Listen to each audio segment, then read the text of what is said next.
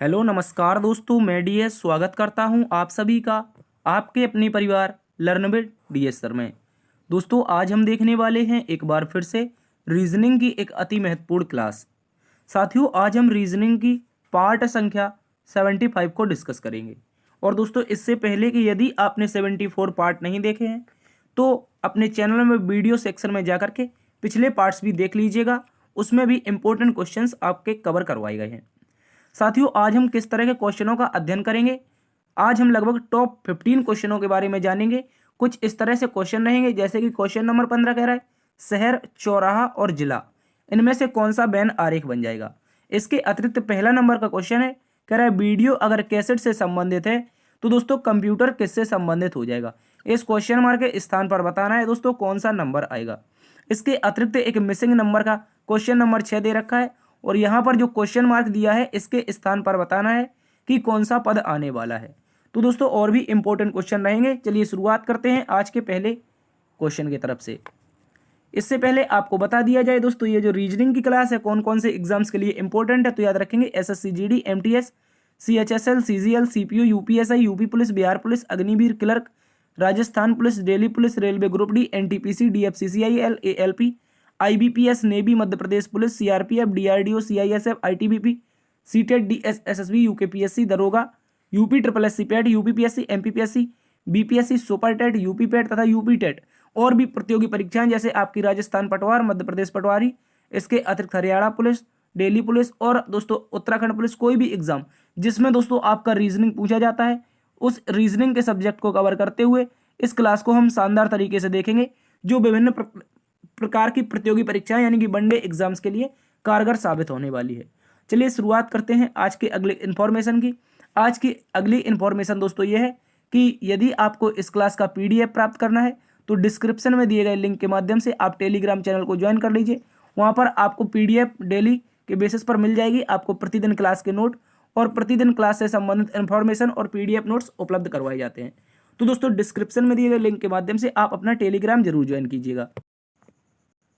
चलिए दोस्तों, बात करते हैं कि आज हमारे पास किस प्रकार के क्वेश्चन रहेंगे। क्वेश्चन नंबर पहला है, कह रहा है अगर दोस्तों वीडियो हमारा कैसेट से संबंधित है तो कंप्यूटर किससे संबंधित हो जाएगा। जल्दी से बताइए, ये आपके पास 4 ऑप्शन है, इनमें से बताना है कौन सा ऑप्शन सही उत्तर होगा। अगर साथियों हम बात कर लेते हैं इस क्वेश्चन के बारे में, तो जिस प्रकार जो वीडियो होता है, वीडियो का पूरा जो रिकॉर्डिंग होता है वो किस में होता है, कैसेट में होता है।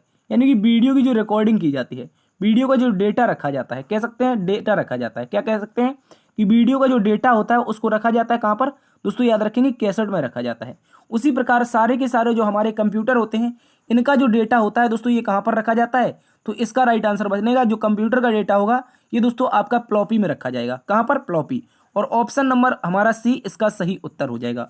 बहुत शानदार क्वेश्चन है, इसको आप लोग अच्छे से याद रखेंगे। देखिए, वीडियो जैसे हम किसी प्रकार की वीडियो शूट कर रहे हैं तो उसका जो डेटा होगा वो कहाँ पर रखा जाएगा, कैसेट में। उसी प्रकार कंप्यूटर का पूरा डेटा फ्लॉपी में रखा जाता है। चलते हैं दोस्तों अगले क्वेश्चन की तरफ। इस क्वेश्चन को भी आप लोग अच्छे से याद रखेंगे। अगला क्वेश्चन है हमारे पास क्वेश्चन नंबर 2, और क्वेश्चन नंबर 2 में शानदार तरीके से दे रखा है, यदि एनिमल को ये लिखा जाता है तो कोडिंग का कोड क्या हो जाएगा। चलिए इसे जल्दी आप लोग कमेंट बॉक्स में इसका उत्तर बताइए। एक बार से वीडियो को रोक लीजिए और जल्दी से अपने उत्तर बताने की कोशिश कीजिए। तो दोस्तों, अगर बात कर लें एनिमल की, एनिमल को किस तरह से लिखा गया है, तो याद रखेंगे इनका क्या लिखेंगे, हम सबसे पहले इनका वो लिखेंगे स्थानीय मान, यानी कि प्लेस वैल्यू। ए हमारा 1 पर आता है, एन हमारा दोस्तों 14 पर आता है। एक मिनट, ए 1 पर आता है, एन 14 पर आता है, आई 9 पर आता है, एम 13 पर आता है, ए फिर से 1 पर और एल 12 पर आता है। और इस प्रकार से इसे लिखा क्या गया है, तो इन सभी को जो लिखा गया है उसके बारे में भी हम चर्चा करेंगे। तो दोस्तों सबसे पहले जेड लिखा गया है। जेड का मतलब दोस्तों क्या हो जाएगा, याद रखेंगे ये हमारा 26 लिखा गया है। एक मिनट, यहाँ पर सबसे पहले हमारा 26 है, उसके बाद दोस्तों आप देखेंगे तो पाएंगे कि 13 लिखा है, उसके बाद आप पाएंगे सर 8 लिखा है, यानी कि एच लिखा है। उसके बाद दोस्तों एल का प्लेस वैल्यू हो जाएगा 12, और यहाँ पर देखेंगे तो फिर से 26 हो जाएगा, और आगे देखेंगे दोस्तों तो क्या आ जाएगा, के आ जाएगा। के का प्लेस वैल्यू 11 होता है। और अगर आप इस क्वेश्चन को गौर से देखेंगे और इसी प्रकार से जो पहले वाले में लॉजिक है वही लॉजिक हमें कोडिंग के कोड में बताना है। तो कोडिंग का कोड क्या हो जाएगा, सबसे पहले तो 3 आएगा क्योंकि सी 3 पर होता है, ओ 15 पर होता है, डी 4 पर होता है, इसके अतिरिक्त आई 9 पर होता है, इसके अतिरिक्त एन 14 पर और जी 7 पर होता है। तो दोस्तों आप देखेंगे सबसे पहले यहाँ पर क्या हो रहा है, आप कहेंगे सर यहाँ पर जो 1 हुआ है 1 से 26 कैसे आया है, तो आप कहेंगे सर -1 हुआ है। 14 से 13 कैसे आया है, -1 हुआ है। 9 से 8 कैसे आया है, -1 हुआ है। 13 से 8 12 कैसे आया है, -1 हुआ है। और 1 से 26 फिर से आया है तो -1, और फिर से अगर 12 से 11 आया है तो -1 हुआ है। यानी कि दिए गए सारे के सारे नंबरों में हमें -1 करना है, और 3 में से -1 करेंगे 2 बचेगा। 2 बचने का मतलब है सर ऑप्शन नंबर बी से शुरुआत होनी चाहिए। तो सारे के सारे ऑप्शन बी से शुरुआत कर रहे हैं। इसके अतिरिक्त यहाँ पर क्या दे रखा है दोस्तों, आप कहेंगे 7, और 7 में -1 कर देंगे तो 6 बचेगा। यानी कि ऑप्शन नंबर एफ से हमारा क्या होना चाहिए, अंत। बी से शुरुआत, एफ से अंत। ऑप्शन नंबर डी गलत है क्योंकि लास्ट में इसमें एच दे रखा है। उसके बाद दोस्तों अगला नंबर चेक कर लेते हैं, उसी से हमारा सही उत्तर आ जाएगा। अगला नंबर मतलब 15 दे रखा है, 15 में से दोस्तों 1 जाएगा तो कितना बचेगा, 14 बचेगा। और 14 का जो प्लस वैल्यू होता है वो एन का होता है। तो बी एन से ऑप्शन की शुरुआत होनी चाहिए, बी एन से ऑप्शन की शुरुआत होनी चाहिए। ऑप्शन नंबर दोस्तों हमारा बी सही उत्तर हो जाएगा। इसको आप लोग अच्छे से याद रखेंगे, बहुत ही इंपॉर्टेंट क्वेश्चन है साथियों, ये एग्जाम में 2 से 3 बार आपका पूछा गया है। चलते हैं आज के अगले क्वेश्चन की तरफ। अगला क्वेश्चन है हमारे पास क्वेश्चन नंबर 3, और क्वेश्चन नंबर 3 में कहा है कि दिए गए समीकरण को संतुलित करने के लिए स्टार चिन्हों को प्रतिस्थापित करने के लिए गणितीय चिन्हों का सही क्रम समूह कौन सा हो जाएगा। यानी कि साथियों यहाँ पर हमें 4 विकल्प दे रखे हैं, यहाँ पर हमें 4 विकल्प दे रखे हैं। इन 4 विकल्प में से बताना है कि ये जो समीकरण है इसको कौन से विकल्प संतुलित कर पाएंगे। चलिए सबसे पहले समीकरण को लिख लेते हैं। तो 2 है, 2 के बाद दोस्तों 3 है, उसके बाद फिर से 2 है, और आगे हमारा 4 है, और लास्ट में हम बराबर में 8 लिख देंगे। आप कहेंगे सर बराबर में 8 क्यों लिखेंगे, क्योंकि सारे के सारे जो ऑप्शन है उसमें लास्ट का जो नंबर है वो बराबर का चिन्ह दे रखा है। लास्ट का जो चिन्ह कौन सा है, बराबर का। तो इन सभी का प्रयोग करके बराबर में 8 लाना है। तो ऑप्शन नंबर ए से हम इसकी शुरुआत करते हैं। ए यानी कि प्लस में रखेंगे, उसके बाद दोस्तों माइनस करेंगे, उसके बाद क्या हो जाएगा, फिर से प्लस हो जाएगा। तो यहाँ पर देखेंगे आप प्लस प्लस के जोड़ लेंगे। तो यहाँ पर 5 5 4 9, 5 4 9 में से 2 जाएगा तो 7 बचेगा। तो 7 कभी भी 8 के बराबर नहीं होता है, यानी कि ऑप्शन नंबर 1 हमारा गलत हो गया। अब ऑप्शन नंबर 2 को चेक करते हैं। तो यहाँ पर पहले गुणा, उसके बाद दोस्तों माइनस, उसके बाद प्लस। ठीक है, अब इसको सॉल्व करिए आप लोग। तो इसको अगर गौर से देखें तो 3 दूना का 6, माइनस का 2 और प्लस का 4। तो यहाँ पर 2 जाएगा माइनस में, 6 2 8 हो जाएगा, यानी कि 8 बराबर 8, यानी कि LHS बराबर RHS। और कौन से ऑप्शन से हुआ है, तो ऑप्शन नंबर बी से। इसमें क्या करेंगे दोस्तों, कौन से चिन्ह, सबसे पहले क्रॉस, उसके बाद माइनस, उसके बाद प्लस, और उसके बाद बराबर का अगर प्रयोग करें इस समीकरण को तो ये समीकरण हमारा सही उत्तर बना देगा। चलते हैं दोस्तों अगले क्वेश्चन की तरफ, इसको भी आप लोग अच्छे से याद रखेंगे। अगला क्वेश्चन है हमारे पास क्वेश्चन नंबर दोस्तों 4। क्वेश्चन नंबर 4 कह रहा है निम्नलिखित शब्दों को शब्दकोश के क्रम के अनुसार व्यवस्थित करें और पहले आने वाले नंबर को चुने, पहले आने वाले को चुने। तो पहले कौन सा आएगा, जल्दी से आप लोग बताइएगा। अगर दोस्तों बात कर ली जाए क्वेश्चन नंबर 4 की, तो सबसे पहले कौन सा आएगा, तो इसको व्यवस्थित करते हैं। सबसे पहले क्या दे रखा है, टी दे रखा है, यहाँ पर भी टी है, यहाँ पर भी टी है, और यहाँ पर भी टी। यानी कि जो 2 हमें नंबर दे रखे हैं, पहले अगर 2 नंबर आप देखेंगे सभी के पहले टीई टीई टीई और टीई, यानी कि पहले 2 नंबर से कोई छेड़खानी नहीं करनी है। उसके बाद दोस्तों क्या हो जाएगा, उसके बाद पहला नंबर में क्या दे रखा है, एम, जो कि 13 पर आता है। दूसरा नंबर में एन दे रखा है, जो कि 13 पर आता है। तीसरा नंबर में दोस्तों आर दे रखा है, क्या दे रखा है, आर, जो कि 18 पर आता है। उसके बाद चौथे नंबर में भी हमें एम दे रखा है, जो कि कितने पर आता है, तो आप कहेंगे 13 पर आता है। अब आगे आने वाला हमें चेक करना है, एम के बाद क्या होना चाहिए। एम के बाद दोस्तों पहले नंबर में अगर देखें तो पहले नंबर में पी यानी कि 16 है। तो हमें बताना था क्या, क्वेश्चन में बताना था कि पहले कौन आएगा। तो ये 14 और 18 वाला तो पहले आएगा नहीं। अब इसके बाद बचा लास्ट का 13 और पहले का 13। तो पहले में 13 के बाद आया है 16, और यहाँ पर भी देखें तो 13 के बाद क्या आया है दोस्तों, 16 आया है। अब 16 के बाद चेक करेंगे, 16 के बाद कौन सा नंबर आया है, 12। और लास्ट वाले में चेक करेंगे तो पी के बाद ई दे रखा है, यानी कि 16 के बाद 5। तो इस प्रकार से हम कहेंगे दोस्तों जो हमारा ऑप्शन नंबर 4 है, जो हमारा ऑप्शन नंबर 4 है, ये हमारा अगर शब्दकोश के अनुसार इस प्रश्न को व्यवस्थित करेंगे तो पहले नंबर पर हमारा टेम्परेचर आ जाएगा। इसको आप लोग अच्छे से याद रखेंगे, मोस्ट इंपोर्टेंट क्वेश्चन है जो आपके एग्जाम्स में पूछा जाता है। चलते हैं अगले क्वेश्चन की तरफ। अगला क्वेश्चन है हमारे पास क्वेश्चन नंबर 5, और क्वेश्चन नंबर 5 एक शानदार क्वेश्चन है, इसको भी आप लोग अच्छे से याद रखेंगे। कह रहा है निम्नलिखित संख्या श्रृंखला को पूरा कीजिए। बताइए जल्दी से, इस श्रृंखला में जो क्वेश्चन मार्क दे रखा है इसके स्थान पर कौन सा नंबर आ जाएगा। तो दोस्तों अगर बात कर लेते हैं, सबसे पहले इसको लिख लेते हैं। क्या लिखा है, 10, 10 के बाद 18, 18 के बाद दोस्तों 28, 28 के बाद हमारा 40 हो जाएगा, 40 के बाद 54 है, और 54 के बाद 70 है, और 70 के बाद क्वेश्चन मार्क है। जल्दी से अब इसका उत्तर बताइए। तो दोस्तों क्या इनका अंतर से हम चेक कर लेते हैं। ठीक है, अंतर आएगा तो दोस्तों पहली बार में क्या हुआ है, पहली बार में हमें +8 करना है। उसके बाद 18 से गया है 28 पे, तो 18 10 होता है 28, 28 से गया है 40 पर, तो 28 12 दोस्तों होता है 40, और 40 से गया है 54 पर, तो 28 यहाँ 40 से 54 पर गया है, तो आप कहेंगे 40 और 14 54 होता है। 54 से गया है 70 पर, तो 54 और 16 70 होता है, और 70 से अगला नंबर क्या आना चाहिए। तो आप कहेंगे सर अगर 70 से अगला नंबर आएगा तो 8 2 10 2 12 2 14 2 16, तो अगला कौन सा, +18 होना चाहिए। तो 70 में दोस्तों जैसे ही 18 जोड़ेंगे हम लोग, कौन सा आ जाएगा, 70 18 हमारा 88 आ जाएगा। 88 कौन से ऑप्शन में है, ऑप्शन नंबर डी में है। साथियों ऑप्शन नंबर डी इस क्वेश्चन का सही उत्तर हो जाएगा। इसको आप लोग अच्छे से याद रखेंगे। चलते हैं दोस्तों अगले क्वेश्चन की तरफ। अगला क्वेश्चन है क्वेश्चन नंबर 6। क्वेश्चन नंबर 6 भी एक वेरी वेरी इंपॉर्टेंट क्वेश्चन है, जिसे हम VVIP बोलते हैं ना, ये वही क्वेश्चन है, VVIP, very very important question. तो इसके बारे में अगर देखा जाए दोस्तों, तो क्या करना है, जो आसपास के नंबर दे रखे हैं, हमेशा ऐसा नंबर जब भी आए मिसिंग नंबर का, तो इसमें क्या करना है दोस्तों, आपको हमेशा एक ऐसा नंबर चयन करना है जो आपके बड़े नंबरों की ओर जाए। तो अगर आप देखेंगे तो बड़ा नंबर 64 है, बड़ा नंबर 66 है, और बड़ा नंबर ही क्वेश्चन मार्क के स्थान पर आना चाहिए, क्योंकि सारे के सारे जो ऑप्शन है वो एक बड़े नंबर की ओर इशारा कर रहे हैं। तो इस क्वेश्चन को अगर गौर से देखें तो किस प्रकार से इसको बना सकते हैं, किस तरह से इसको सॉल्व कर सकते हैं। तो देखिए यहाँ पर अगर 3 है, यहाँ पर 5 है, यहाँ पर 4 है, यहाँ पर 3 है, तो इन्हीं नंबरों का हम कुछ ना कुछ प्रयोग करके इनको सॉल्व करेंगे। क्या सभी को दोस्तों जोड़ दें तो हमारा कुछ नंबर आ सकता है। तो आप कहेंगे दोस्तों 3 3 6, 6 4 10, 5 15, यानी कि 15 में अगर मल्टीप्लाई 4 कर दिया जाए तो 60 हो जाएगा, और 60 में कर दें प्लस का 3। ठीक है, 60 में कर दें प्लस का 3। इसके बाद इन सभी नंबरों को जोड़ते हैं, इन सभी नंबरों को जोड़ेंगे तो 5 4 9 6 15 3 18, क्या हो जाएगा 18, और 18 में मल्टीप्लाई 4 करें तो 18 चौके 72 होना चाहिए, और प्लस में 3 करेंगे तो 75 होना चाहिए। क्या 75 दे रखा है, नहीं दिया है दोस्तों, तो ये लॉजिक नहीं बन रहा है। अब इसका लॉजिक क्या बन रहा है, इसको आप लोग गौर से समझिएगा। सबसे पहले वाले नंबर को हम सॉल्व करेंगे, कैसे, 63 लाएंगे। तो आप देखेंगे ये 3, ये 4 और ये वाला 5, इन तीनों का आपस में मल्टीप्लाई कर देना है। क्या कर देना है, इन तीनों का आपस में मल्टीप्लाई। तो 3 फिर गुणा में 4 और गुणा में 5, इस तरह से सॉल्व करना है। और इसमें आगे वाला ये जो नंबर है, ये जो नंबर है इसको प्लस कर देना है। ठीक है, इसको याद रखेंगे। तो 4 4 3 12 5 60 और 3 63, क्या हो जाएगा 60 3 63 हो जाएगा। अब यही लॉजिक का प्रयोग करते हुए, यही लॉजिक का प्रयोग करते हुए इसको 4 को 5 को और 3 को, इनको आपस में गुणा करते हैं।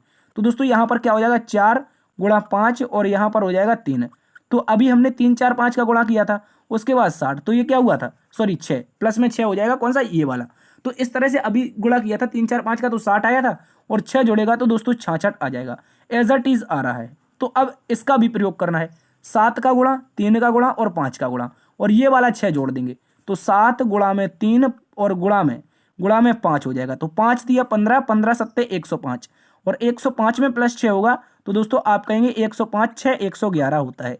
क्या किसी ऑप्शन में है दोस्तों, ऑप्शन नंबर हमारा कौन से में दे रखा है, आप कहेंगे सर ऑप्शन नंबर डी में है। मोस्ट इंपोर्टेंट क्वेश्चन है, इसको भी आप लोग अच्छे से याद रखेंगे। बहुत शानदार लॉजिक है, बहुत शानदार क्वेश्चन है, एग्जाम में आपसे पूछा गया था। चलते हैं दोस्तों अगले क्वेश्चन की तरफ। अगला क्वेश्चन है हमारे पास क्वेश्चन नंबर 7। क्वेश्चन नंबर 7 में कहा है निम्नलिखित प्रश्न में पासे के 3 प्रारूप दिए गए हैं, इनमें से 3 के विपरीत क्या आएगा। किसके, 3 के विपरीत बताना है। और 3 को देखेंगे यहाँ पर है, और 3 को देखेंगे दोस्तों तो यहाँ पर है। क्या बताना है, 3 के विपरीत बताना है। चलिए इस क्वेश्चन को भी आप लोग अच्छे से समझिए। जब भी ऐसा क्वेश्चन दोस्तों हमें मिलेगा तो हम क्या करेंगे साथियों, कुछ ऐसे नंबर, कुछ ऐसे कॉमन नंबर ढूंढेंगे, और उन कॉमन नंबर को एक दूसरे के क्या कर देंगे, क्लॉकवाइज या एंटी क्लॉकवाइज चला देंगे। तो पहले और दूसरे को देखें, क्या पहले और दूसरे में कोई नंबर कॉमन दिखाई दे रहा है, आप कहेंगे सर कोई नंबर कॉमन नहीं है। तो इसमें क्वेश्चन बन सकता है आंसर, लेकिन इसके अलावा पहले और तीसरे से करते हैं। किससे, फर्स्ट एंड थर्ड से। फर्स्ट एंड थर्ड से अगर सॉल्व करेंगे तो हमारा उत्तर आ सकता है। देखिए यहां से क्लॉकवाइज चलाएंगे, 3 के अपोजिट रख देंगे 3, और क्लॉकवाइज चलाएंगे तो 1 के अपोजिट जो बनेगा वो हमारा 5 बन जाएगा। और फिर से क्लॉकवाइज 1 से जाएगा तो 2 आएगा, और 2 के जो अपोजिट बनेगा 5 से क्या हो जाएगा, 4 हो जाएगा। तो आप कहेंगे सर क्या हो जाएगा, यहां पर याद रखिए 2 के अपोजिट 4 हो जाएगा। अब देखिए एक पासे में दोस्तों जो फलक की संख्या होती है वो 6 होती है। तो हमें प्रारूप कितने पता चले, एक प्रारूप में 3 है, दूसरे में 1 है, तीसरे में 2 है, चौथे में 5 और पांचवें में क्या हो जाएगा 4। तो छठवें में क्या आना चाहिए, 6 फलक होते हैं तो 6 संख्याएं आनी चाहिए। तो छठवीं संख्या हमें इसमें कहीं पर दिखाई नहीं दे रही है। तो इस प्रकार से 3 के अपोजिट तो कभी 3 आएगा नहीं, तो इस तरह से 3 के अपोजिट क्या बनेगा दोस्तों, 6 बनेगा। क्या बनेगा, 6 बनेगा। तो अब इसको कंफर्म करने के लिए भी कर सकते हैं। तो आप कहेंगे 3 का अपोजिट ही पूछा है, 6 आ गया, तो सर क्या इसको कंफर्म कर सकते हैं आप कह सकते हैं कि 6 ही है। तो आप इसको एक बार फिर से समझिए। देखिए अब देख लेते हैं दूसरा और तीसरा का प्रयोग करके। किसका, 2 एंड 3 का प्रयोग करके देखेंगे तो इसमें कॉमन नंबर 4 मिलेगा और इसको क्लॉकवाइज चलाएंगे, इसको क्लॉकवाइज चलाएंगे दोस्तों, तो क्या हो जाएगा। आप कहेंगे 1 मिनट कुछ तो गड़बड़ लग रहा है, ठीक है। इसमें 2 नंबर कॉमन है दोस्तों। यहां पर देखिए आप गौर से देखेंगे तो यहां पर ये 4 है, ये 5 है, ये 4 है, ये 5 है, 2 कॉमन है। तो इस तरह से तीसरा तो ऑटोमेटिक अपोजिट हो जाता है, यानी कि विपरीत हो जाता है। तो 3 के अपोजिट फिर भी 6 ही आएगा। तो भी हमारा ऑप्शन नंबर क्या हो जाएगा दोस्तों, डी सही उत्तर होगा। चलते हैं आज के अगले क्वेश्चन की तरफ। अगला क्वेश्चन है हमारे पास क्वेश्चन नंबर 8। क्वेश्चन नंबर 8 कह रहा है निम्नलिखित प्रश्न में कुल कितने त्रिभुज स्थित हैं। इसको भी आप लोग अच्छे से समझिएगा और इसका लॉजिक हमेशा आपको एक याद रखना है। जब भी त्रिभुज काउंटिंग पूछे तो ये लॉजिक कभी भी नहीं भूलना है आपको। 1 दिया, 2 दिया, दोनों को जोड़ दिया, कितने हो गए, आप कहेंगे सर 3 होंगे। और यही लॉजिक का प्रयोग करते हुए सारे के सारे हम यहां पर ट्रायंगल काउंट कर लेंगे, ठीक है। इसको याद रखिएगा। तो गौर से आप लोग इसको समझिए, ठीक है, इसको गौर से समझिए। तो दोस्तों अगर बात करें तो ये आपकी यहां पर नजर होनी चाहिए और इसको आप लोग गौर से समझेंगे तो आप कहेंगे सर 1 नंबर हम यहां पर दे रहे हैं, 2 यहां पर, तो दोनों से मिलकर क्या मिलेंगे, 3 त्रिभुज मिलेंगे, ठीक है। इसको याद रखेंगे। इसके अतिरिक्त दोस्तों, इसके अतिरिक्त फिर से चेक करते हैं। चलिए इसके अतिरिक्त यहां पर फिर से चेक कर लेते हैं। 1 मिनट, कलर का चेंज कर लेते हैं और यहां पर अब आप इसको देखेंगे। यहां पर अब आप इसको देखेंगे। यहां पर ऊपर देखिए, नजर घुमा के एक बार ऊपर की ओर देखिए आप लोग अच्छे से, और इसको भी देखेंगे तो 1 और 2 नंबर यहां पर भी दे देखें तो फिर यहां पर भी हमें कितने मिल जाएंगे, 3 मिल जाएंगे। तो पहली बार 3 मिले थे, फिर से 3 मिल गए। अब एक बार फिर से कलर का चेंज कर लेते हैं। कलर चेंज करेंगे, यहां से यहां तक गिनेंगे, यहां से यहां तक गिनेंगे और बीच में ऐसा ही मिलेगा 1 और 2, तो दोस्तों फिर से 3 मिल जाएंगे। तो अब कहेंगे आप कितने मिल गए, आप कहेंगे सर हमें 3 त्रिका के 9 मिल गए और 9 ऑप्शन में दे भी रखा है। क्या दोस्तों यही इसका सही उत्तर है? बिल्कुल नहीं है। आपको 9 मिला, बहुत सारे विद्यार्थी क्या करते हैं, 9 मिल गया उन्होंने लगा दिया, आगे बढ़ गए, जो कि बिल्कुल गलत उत्तर है। इसका सही उत्तर क्या है, अभी आप लोग एक बार फिर से गौर से समझिएगा। कलर का चेंज कर लेते हैं और इसको आप लोग समझिएगा। एक त्रिभुज हमें और मिल रहा है, कौन सा, इसको देखिए, ये कलर की, ये ब्लू जो कलर है ये कहां पर जा रहा है, ये वाला त्रिभुज अभी तक हमने काउंट नहीं किया है, ठीक है। ये वाला त्रिभुज अभी तक काउंट नहीं किया दोस्तों, तो इस कारण हमारा +1 हो जाएगा। इसके अतिरिक्त एक और त्रिभुज अभी काउंट नहीं किया है। आप कहेंगे सर कौन सा, ये वाला काउंट नहीं किया प्यारे मित्रों, ये वाला अभी दोस्तों काउंट नहीं किया है, तो इसको भी आप लोग समझिएगा। तो एक बार फिर से हम +1 कर देंगे, तो 3 त्रिका 9 और 2 11, इस तरह से कहेंगे सर हमारे टोटल जो त्रिभुज मिलेंगे, टोटल ट्रायंगल 11 मिलेंगे। इसके अतिरिक्त भी यदि आपको दिखाई दे रहे हैं तो आपके लिए कमेंट बॉक्स खुला है, आप बिल्कुल अपना उत्तर बता सकते हैं। हमें दोस्तों यहां पर कुल मिलाकर जो त्रिभुजों की संख्या प्राप्त हुई है वो कितनी हुई है, 11 हुई है। 11 इसका सही उत्तर है, इसको भी आप लोग याद रखेंगे। चलते हैं दोस्तों अगले क्वेश्चन की तरफ। अगला क्वेश्चन है हमारे पास क्वेश्चन नंबर 9। क्वेश्चन नंबर 9 में कहा है गोलू भोला का बेटा है। 1 मिनट, कलर चेंज कर लेते हैं। कह रहा है क्वेश्चन नंबर जो 9 है दोस्तों, वो हमसे कह रहा है कि गोलू नाम का जो शख्स है वो भोला का बेटा है। गोलू भोला का बेटा है, शीतल गोलू की बेटी है, चित्रा दिलीप की बेटी है और दिलीप भोला का भाई है। चित्रा शीतल से कैसे संबंधित है? चलिए इसको हम सॉल्व करते हैं, इसको हम जल्दी से सॉल्व कर लेते हैं। इसका सही उत्तर क्या बनेगा? सबसे पहले जो गोलू नाम का शख्स है वो भोला का बेटा है, तो हम अगर गोलू को लिखें तो 1 मिनट, इसका सीधा नाम लिख देते हैं। यहां पर हो जाएगा हमारा गोलू, और गोलू बेटा किसका हो जाएगा? आप कहेंगे सर भोला का हो जाएगा, तो भोला ऊपर आ जाएंगे, ठीक है, भोला ऊपर आ गए। आगे कह रहा है कि शीतल गोलू की बेटी है, तो गोलू के नीचे जो बेटी बनेगी उसका नाम बन जाएगा शीतल, ठीक है। इस तरह से गोलू शीतल की बेटी हो गई। आगे कह रहा है चित्रा दिलीप की बेटी है और दिलीप भोला का भाई है। ये बात ध्यान से समझिए, जो दिलीप नाम का शख्स है वो क्या है दोस्तों? आप कहेंगे भोला का भाई है, ठीक है। ये भोला का भाई कौन हो जाएगा? 1 मिनट, यहां पर रख देते हैं इसको, ये हो जाएगा दिलीप भोला का भाई। और आगे पिछली लाइन में जो कहा था चित्रा नाम की जो लड़की है वो किसकी है दोस्तों? दिलीप की है, तो ये हो जाएगी चित्रा, ठीक है। ये हो गई चित्रा। चित्रा किसकी पुत्री हो गई दोस्तों? आप कहेंगे दिलीप की। शीतल पुत्री किसकी है? गोलू की। गोलू बेटा किसका है? भोला का। भोला भाई किसका है? दिलीप का। तो ये सारे के सारे अब हमें पता चल गए। अब कह रहा है कि चित्रा शीतल से कैसे संबंधित है? चित्रा नाम की जो लड़की है वो शीतल से कैसे संबंधित है? तो शीतल क्या कहेगी? से किसके साथ लगा है? आप कहेंगे सर से लगा है शीतल के साथ, तो शीतल कहेगी ये मेरे पिताजी, गोलू पिताजी हो जाएंगे। और गोलू के चाचा की लड़की है चित्रा, तो जब चाचा की लड़की होगी तो गोलू की बहन बनेगी, और जब मेरे पिता की जो बहन बनेगी वो मेरी कौन बनेगी? तो आप कहेंगे सर मेरी बुआ बन जाएगी, ठीक है। जो मेरे पिता की बहन होगी वो मेरी बुआ बन जाएगी, ठीक है। इसको याद रखेंगे। तो इस तरह से ऑप्शन नंबर सी सही उत्तर है। चलते हैं अगले क्वेश्चन की तरफ। अगला क्वेश्चन है दोस्तों क्वेश्चन नंबर हमारे पास 10। और क्वेश्चन नंबर 10 जो कह रखा है उसको आप लोग गौर से समझिए। कह रहा है विमल पूर्व की ओर 20 मीटर चलता है, फिर बाएं मुड़ता है, और 10 मीटर चलता है, फिर बाएं मुड़ता है, फिर 20 मीटर चलता है। वह अब शुरुआती बिंदु से कितनी दूर है? चलिए इसको समझते हैं और इसको सीधा सा सॉल्व कर लेते हैं। सबसे पहले विमल नाम का लड़का है, मान लीजिए विमल था, ये हमारा विमल था, और विमल ने चलना स्टार्ट किया पूर्व की ओर, पूर्व की ओर उसने चलना स्टार्ट किया, और दोस्तों यहां से वो चला है कितना? 20 मीटर। यहां से वो 20 मीटर चला है, ठीक है। एक मिनट, ये 20 मीटर चला है, इसको थोड़ा नीचे बनाते हैं, ठीक है। विमल को दोस्तों थोड़ा नीचे बनाते हैं, तो ये विमल हो जाएगा, ये यहां से चलेगा, ठीक है, ये यहां से चलेगा और दूरी हो जाएगी 20 मीटर, ठीक है। यहां से चला, 20 मीटर की दूरी तय की, कह रहा है फिर बाएं मुड़ा है। अब इस व्यक्ति का मुख दोस्तों कौन सी दिशा में है? पूर्व दिशा में, और इसको बाएं मुड़ना है, तो बाएं कहां पर मुड़ेगा? ऊपर की ओर मुड़ जाएगा, ठीक है, याद रखेंगे, ऊपर की ओर मुड़ जाएगा। यदि किसी व्यक्ति का मुख पूर्व दिशा में है तो उसे बाएं मुड़ना है, वो दोस्तों कहां पर मुड़ेगा? आप कहेंगे दोस्तों ये मुड़ जाएगा हमारा उत्तर की ओर। तो दोस्तों इसने दूरी कितनी तय की है? 10 मीटर, पहले 20 मीटर, बाद में 10 मीटर। अब कह रहा है फिर से बाएं मुड़ा है। अब देखिए इसका मुख कौन सी दिशा में है? उत्तर दिशा में, और बाएं मुड़ेगा तो कहीं यहीं कहीं आ जाएगा, और दूरी कितनी तय करेगा? 20 मीटर, यानी कि नीचे की समांतर दूरी हो जाएगी। तो ये दोनों दूरियां आपस में समांतर हो जाएंगी, और ये जो डॉट डॉट लाइन बनेगी ये हमारी यहां पर, ये विमल की प्रारंभिक स्थिति थी। एक मिनट, कलर चेंज कर लेते हैं। देखिए प्रारंभिक स्थिति विमल की ग्रीन कलर में देखिए, और अंतिम स्थिति आप देखेंगे तो ब्लू कलर में। आप लोग इसको देखिए, ये विमल की अंतिम स्थिति है। तो ये जो लाइन है, ये डैश डैश की लाइन है, ये बतानी है। तो देखिए ये क्या बन गया? एक रेक्टेंगल बन गया।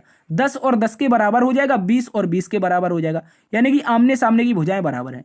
तो दूरी कितनी हो जाएगी सर? ऑप्शन नंबर ए के अनुसार 10 मीटर हो जाएगी। इसका सही उत्तर साथियों 10 मीटर बनेगा। चलते हैं अगले क्वेश्चन की तरफ। अगला क्वेश्चन साथियों है क्वेश्चन नंबर 11, और क्वेश्चन नंबर 11 में हमसे कहा है दोस्तों, रमन मदन से ज्यादा शक्तिशाली है लेकिन गोपाल जितना शक्तिशाली नहीं है। श्रीपाल गोपाल से शक्तिशाली है लेकिन अमर जितना शक्तिशाली नहीं है। अमर तरुण से कमजोर है लेकिन वरुण जितना कमजोर नहीं है। चलिए इसमें बताना है कि सबसे अधिक शक्तिशाली कौन सा हो जाएगा।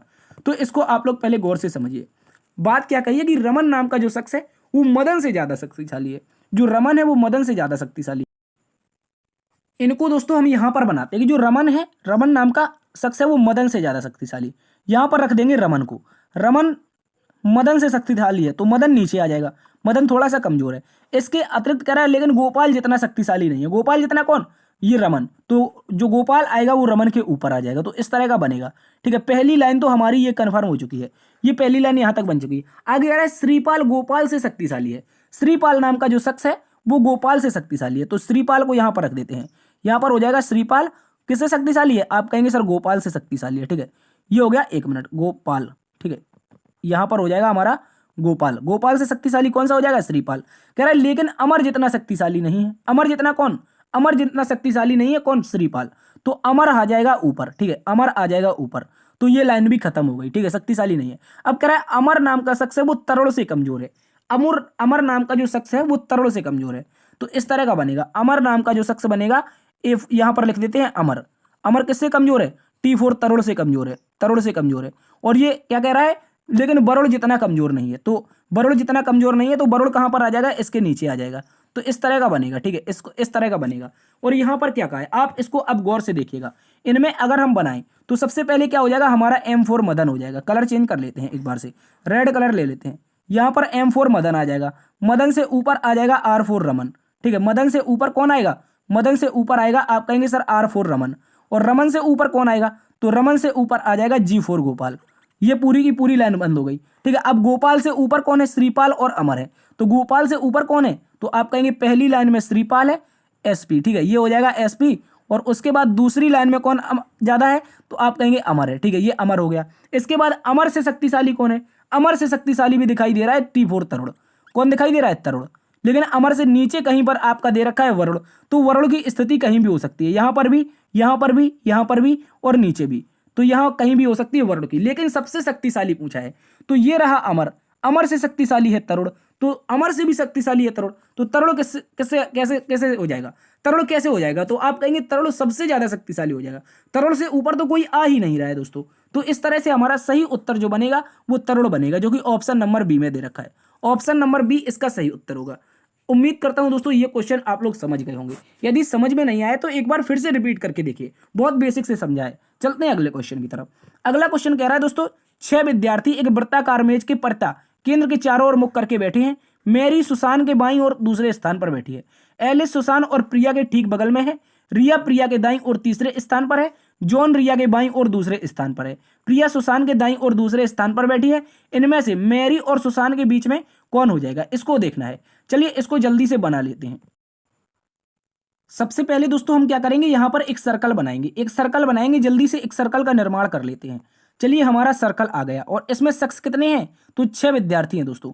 तो 6 विद्यार्थी कुछ इस तरह से बैठेंगे, केंद्र की ओर मुख करके, केंद्र की ओर मुख करके 6 विद्यार्थी हमारे बैठ चुके हैं। अब पहली लाइन हम लोग पढ़ते हैं।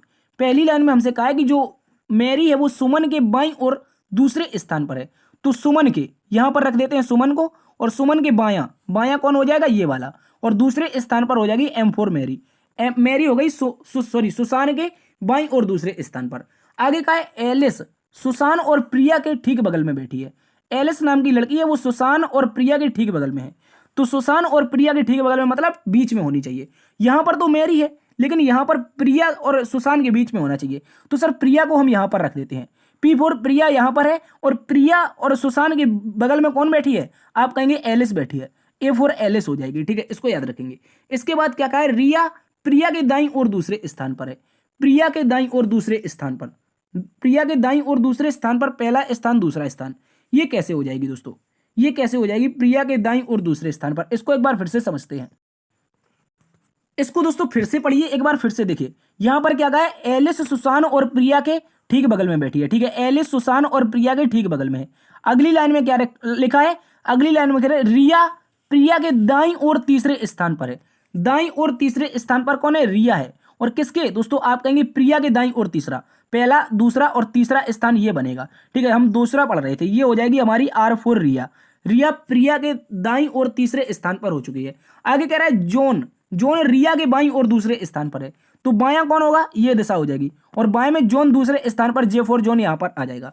तो इस तरह से सारे के सारे जो लड़के बनेंगे वो हमारे लड़के लड़कियां मिक्स होकर बैठ जाएंगे, ठीक है, ये सारे के सारे बैठ चुके हैं।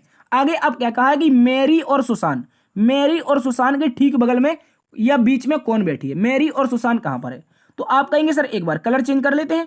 ये रही मैरी M4 मैरी, ये रही SU4 सुसान, इन दोनों के ठीक बगल में कौन है, R। R का मतलब कौन होना चाहिए, सर रिया होना चाहिए। क्या होना चाहिए, रिया। और इस प्रश्न का सही उत्तर रिया है। चलते हैं अगले क्वेश्चन की तरफ। अगला क्वेश्चन है दोस्तों हमारे पास क्वेश्चन नंबर 13, और क्वेश्चन नंबर 13 में हमसे क्या कहा है, सभी सेब केक हैं, सभी केक केले हैं, कुछ केले फल हैं, यानी कि कथन निष्कर्ष, सिलोजिज्म का एक शानदार सा क्वेश्चन है। चलिए इसको सॉल्व करते हैं। सबसे पहले क्या रहेगा, सभी सेब, जितने भी सेब हैं दोस्तों, जितने भी सेब हैं ये सारे के सारे क्या हैं, आप कहेंगे सारे के सारे केक हैं। क्या है, केक हैं, इसको लिख देते हैं। सारे के सारे सेब क्या हो जाएंगे, केक हो जाएंगे। इसके बाद आगे क्या कहा है, आगे कहा है कि सभी केक केले हैं, जितने भी केक हैं, जितने भी केक हैं दोस्तों वो किसके अंतर्गत हैं, वो केले के अंतर्गत हैं। तो इस तरह से बन जाएगा, सभी केक केले हो गए।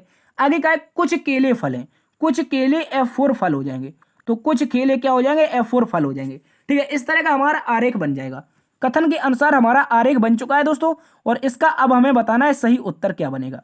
देखिए पहले निष्कर्ष में कहा है कुछ सेब केक हैं, कुछ सेब, सेब कहां पर है, सेब अंदर की ओर है, और ये क्या है, केक बाहर की ओर, यानी कि कुछ सेब केक हैं। तो देखिए केक का पूरा एक बड़ा सा पार्ट है, देखिए यहां पर ये जो पार्ट दिखाई दे रहा है ये पूरा सा केक का पार्ट है। केक के अंदर छोटा सा हिस्सा आ रहा है किसका, केक, सेब का। तो इस तरह से हम कहेंगे कुछ सेब केक हैं। आगे क्या कहा है, कुछ केले सेब हैं, कुछ केले सेब हैं, तो कुछ केले कहां पर है, ये, यानी कि बड़ा वाला पार्ट। देखिए बड़ा वाला पार्ट, ये वाला बड़ा वाला पार्ट क्या है, केला का है, और केले के अंतर्गत आ रहा है केक, और केक के अंतर्गत भी आ रहा है सेब। तो केला की कुछ केक है और कुछ केले सेब हो जाएंगे। तो इस तरह से हमारा ये भी सही उत्तर हो जाएगा। बाहर से अंदर की ओर जा रहे हैं तो ये वाला भी हमारा सही हो जाएगा।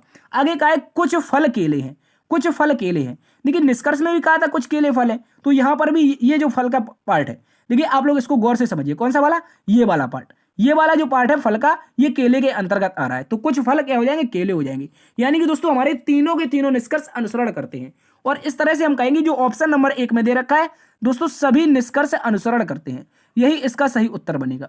चलते हैं दोस्तों अगले क्वेश्चन की तरफ।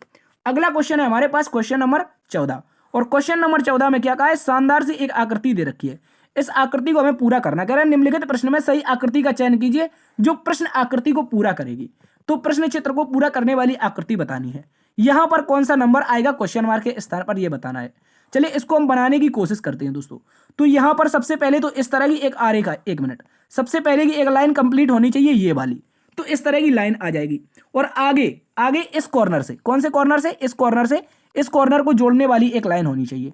पहले इसका कलर चेंज कर लेते हैं और इस कॉर्नर से एक इस कॉर्नर को जोड़ने वाली लाइन हो जाएगी, ठीक है दोस्तों। लेकिन इन कॉर्नर की जो लाइनें थी इनके बाहर बाहर एक ये गोल गोल सा सर्कल दे रखा है सभी में, तो उस वाली में भी एक बाहर की और गोल सर्कल होना चाहिए। चलिए बन गया है दोस्तों। इसके बाद हमें क्या बताना है, इसके बाद हमें बताना है ये वाली लाइन इसको टच, ये वाली लाइन इसको टच, ठीक है, और ये इसको टच। तो इस तरह से बनना चाहिए, इस तरह की आकृति बनेगी। सबसे पहले ऐसा आकृति, उसके बाद दोस्तों ये दोनों यहां पर जुड़ेंगी, 1 मिनट, ये दोनों यहां पर जुड़ जाएंगी और इनमें आपस में एक गोल सर्कल हो जाएगा। इसके बाद एक यहां पर ऐसी आकृति जाएगी और एक ऐसी जाएगी और एक ऐसी जाएगी। इस तरह की आकृति दिखाई देनी चाहिए। तो इस तरह की आकृति दोस्तों आप कहेंगे कहां पर है, इस तरह की आकृति हमें दिखाई दे रही है कहां पर दोस्तों, ऑप्शन नंबर 1 में ही दिखाई दे रही है, ठीक है, ऑप्शन नंबर 1 में ही दिखाई दे रही है। देखिए ऑप्शन नंबर 1 इसका दोस्तों सही उत्तर हो जाएगा, ठीक है। देखिए ऑप्शन नंबर 3 नहीं होगा, ऑप्शन नंबर सी नहीं होगा, क्योंकि यहां पर जो कॉर्नर वाला पार्ट है, ये आकृति जो सर्कल बन रहा था उसके बाहर घुस रहा है, लेकिन इनमें कहीं भी एक ये कॉर्नर वाला पार्ट इसके बाहर वाले अर्धगोला के अंतर्गत नहीं जा रहा है। तो ऑप्शन नंबर सी गलत है, ठीक है। ऑप्शन नंबर डी भी गलत, उल्टा बना है, ऑप्शन नंबर बी भी गलत, ये भी उल्टा बना है। तो इस प्रकार से ऑप्शन नंबर 1 हमारा सही उत्तर हो जाएगा। आशा करते हैं ये क्वेश्चन भी आप समझ गए होंगे। चलते हैं अगले क्वेश्चन की तरफ। अगला क्वेश्चन दोस्तों एक मोस्ट इंपोर्टेंट क्वेश्चन है, ये भी वेरी वेरी इंपोर्टेंट क्वेश्चन है, इसमें लोग बहुत ज्यादा कंफ्यूज हो जाते हैं, तो इसको आप लोग गौर से समझिएगा। इसमें चलेगा क्या, कौन सा लॉजिक लगेगा, इसको भी हम लोग यहाँ पर डिस्कस करेंगे। सबसे पहले कहा है शहर, फिर कहा है चौराहा, फिर कहा है जिला। तो सबसे पहले हम किसका सर्कल बनाएं, क्या शहर का बनाएं या चौराहा का बनाएं या जिला का बनाएं, जल्दी से बताइए, पहले शहर बनाएं या चौराहा बताएं या जिला बताएं। तो दोस्तों आप कहेंगे सबसे पहले हम छोटा सा एक सर्कल बनाएंगे, वो हमारा चौराहा को डिनोट करेगा। किसको याद रखेंगे, सबसे पहले हमारा चौराहा आ जाएगा। और ये जो चौराहा होगा वो किसके अंतर्गत होगा, आप कहेंगे सर शहर के अंतर्गत हो जाएगा। किसके अंतर्गत दोस्तों, याद रखेंगे ये शहर के अंतर्गत हमारा चौराहा आ जाएगा। इसके बाद जो शहर होते हैं वो किसके अंतर्गत आते हैं, आप कहेंगे जिले के अंतर्गत आते हैं। तो जो शहर होंगे वो जिले के अंतर्गत आ जाएंगे। तो इस तरह से हमारा जिला बन जाएगा, ठीक है, इसको याद रखेंगे। तो इस तरह का हमारा क्या बन जाएगा, याद रखेंगे, ये हमारा बन जाएगा शहर, जिला और चौराहा का सही बेन आरेख। शहर, चौराहा, जिला का बेन आरेख बनेगा और इस तरह का बेन आरेख ऑप्शन नंबर 1 में दे रखा है। इसको भी दोस्तों आप लोगों को अच्छे से याद रखना है। इसका जो सही उत्तर बनेगा वो ऑप्शन नंबर 1 बनेगा दोस्तों। तो दोस्तों ये थे आज के टॉप 15 क्वेश्चन, आज के टॉप 15 क्वेश्चन ये थे। आशा करते हैं आज के टॉप 15 जो क्वेश्चन थे वो आप लोगों को समझ में आए होंगे। यदि दोस्तों ये क्वेश्चन आपको समझ में आए हैं तो एक बार से जल्दी से सेशन को लाइक कर दीजिए, दोस्तों में सेशन को ज़्यादा से ज़्यादा शेयर कर दीजिए। और इस तरह के निरंतर एनालिसिस अपडेट को पाने के लिए, निरंतर प्रैक्टिस सेट को पाने के लिए आप अपने चैनल को सब्सक्राइब कर लीजिए। जल्दी से अपने चैनल को सब्सक्राइब कर लीजिए, कोई पैसा चार्ज नहीं लगता है दोस्तों, और इस तरह का निरंतर इन्फॉर्मेशन आपको मिलता रहेगा। तो दोस्तों देखते रहिए आपका अपना YouTube channel learn with DS sir. मिलते हैं कल एक नई क्लास में, नई ऊर्जा के साथ, नई क्लास में। तब तक के लिए अपना ख्याल रखना। जय हिंद, जय भारत।